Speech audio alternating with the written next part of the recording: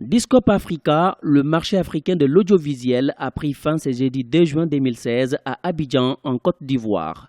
Cet événement s'impose désormais comme un rendez-vous incontournable des professionnels du secteur audiovisuel. Cette deuxième édition a permis d'aborder plusieurs sujets, notamment le basculement vers la TNT, télévision numérique terrestre et la libéralisation de l'espace audiovisuel.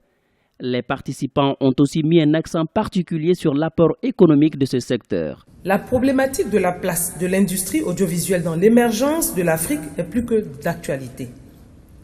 Au regard de l'impact de plus en plus grandissant que l'audiovisuel exerce au quotidien sur nos vies et de son poids dans la croissance économique des nations.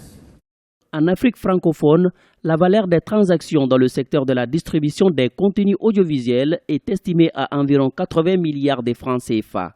Conscient du caractère stratégique de ce secteur dans l'économie d'un pays, le gouvernement ivoirien ambitionne de faire de la Côte d'Ivoire un hub de l'industrie audiovisuelle. En effet, cette industrie, à l'instar de celle des mines, du pétrole, du café et du cacao, pour ne citer que ces secteurs, génère d'importantes devises au niveau de l'économie nationale. S'agissant de la Côte d'Ivoire, nous inscrivons le développement de l'industrie audiovisuelle avec l'ensemble du secteur des services dans le processus des actions à mener pour réaliser la grande ambition du président de la République qui est de faire de la Côte d'Ivoire un pays émergent à l'horizon 2020.